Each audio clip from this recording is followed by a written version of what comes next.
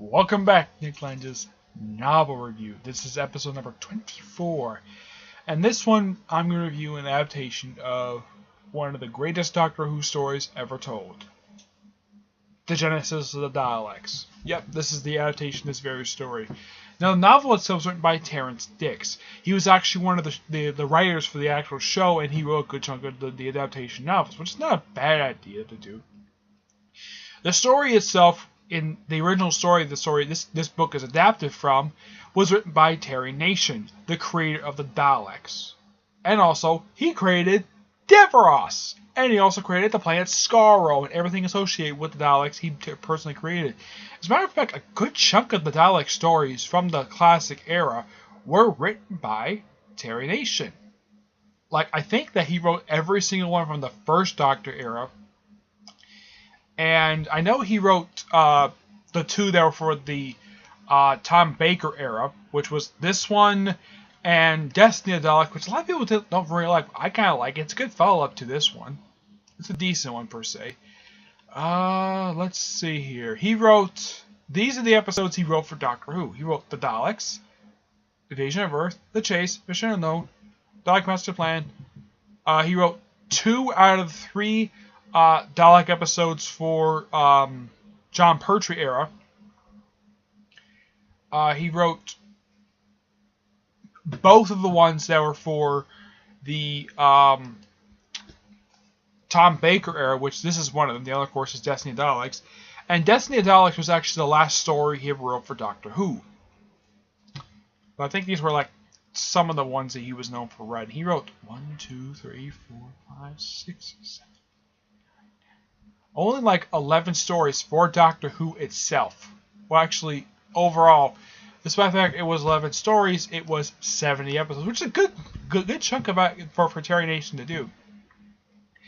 Now, some of you are probably wondering, what is the story for this one? This one is part of those. This is part of the season where they had continuous episodes. It started from Robot and ended with the Zygon invasion. Yeah. Now, this story introduced Deveros and basically introduced the backstory for the Daleks. And of course, it also gave sort of an origin story for Deveros as well. Basically, it's why he is the way he is. I don't remember if this was explained in the show, but it's explained in here that the reason why he's in this chair is because his laboratory was actually hit by an atomic bombardment, and he made this life support chair for himself, which, if you look at it, it looks like the bottom half of one of his Daleks, which, in the background, yeah, it's Dalek. The episode itself is really, really good. And the one thing interesting about Deveros, though, there was nothing really changed about him over the years. The only thing recently they changed, besides the fact they changed the actors for him, was the fact that his clawed hand, which is the only arm he can move, he can't move the other arm for some reason, was that he added a metal hand to his arm. That was because in the 2-parter, which brought him back to the current era of Doctor Who, Stolen Earth and Journey's End, he had basically used some of his own cells to recreate the Daleks themselves because they were on the verge of extinction at that point. And so he got his metal hand. Of course, that was played by, which quite possibly is the 3rd best actor to play Deveros. Now, the actor who played him in this one, his name is Michael Wisher, who was considered to be the best person to play Deveros. The second best was the one who played the 3 other serials. The one for Peter Davison, which was Resurrection Daleks. He also played Revelation Daleks and Revolution Daleks, the 3 that came for those particular 3 Doctors. And he was by far the longest one. He was the only one to play more than... He was actually one of 2 actually more than once. The current guy who played... He actually played in 4 episodes of the current Doctor Who.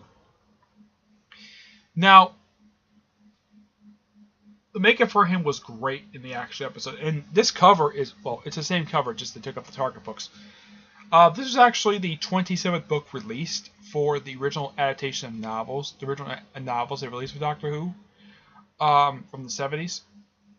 Of course, this came out like, I don't know, like I think it came out like a year after the actual episode aired. Let's see. When was this actually released? This novel was released in 1976, which is like a year after the episode actually aired. Yeah, it released a year after that. It is by far a very good adaptation of the actual serial. Yeah, and the serial itself, if you're wondering how long it is 6 episodes. Just like Web of Fear was 6 episodes. And like that one, it was introducing basically a popular recurring character for Doctor Who is still around this very day. But unlike the Brigadier, who has since passed away, he is still around. Except they keep changing the actor, which, unlike in the case of the Brigadier, changing the actor for him was kind of a bad idea because, well, he's a human.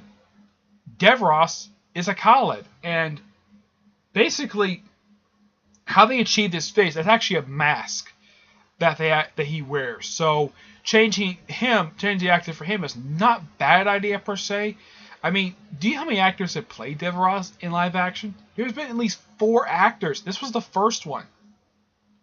The second one's considered to be the worst one because, well, this one I think has a different voice per se. The reason why that one's considered to be bad because, well, the mask didn't fit him, obviously, because it was the mask that had Mike Wisher, and apparently he was not available for that one.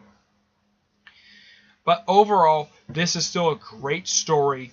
The book itself is not very long. I mean, the actual story only takes up like 159 pages of the book. The book itself is basically like 166 pages. Yeah, it's not that very long of a book. So, yeah, I highly recommend checking this. This is one of those reissued books they did recently. But I highly recommend this, especially people who are Doctor Who fans, people who love this episode. And also, I also need to point out, this is actually one of my favorite stories. It's one of my favorite serials from the classic Who, because I love watching this. But before I watch this one, I make sure that I watch Robot, Ark in Space, then this, then Revenge of Cybermen, Target Invasion, because it's one of those series of continuous stories. And here's something interesting though.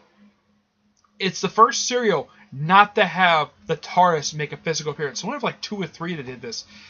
They even did this in the current Who, where in the episode Turn Left, there's no appearance by the TARDIS at all in the entire thing. But like I said, great episode.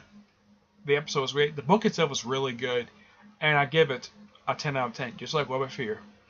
And I have other books coming really soon. I have them in my whole library. So I'm definitely going to get them and read them and review them. Because I love this stuff. This stuff's so good. Really good book. Also, he makes references to the previous Dalek episodes. He references like the first few of them from the first and second era a little bit. Not very much, but he references several of them. But it's still really good.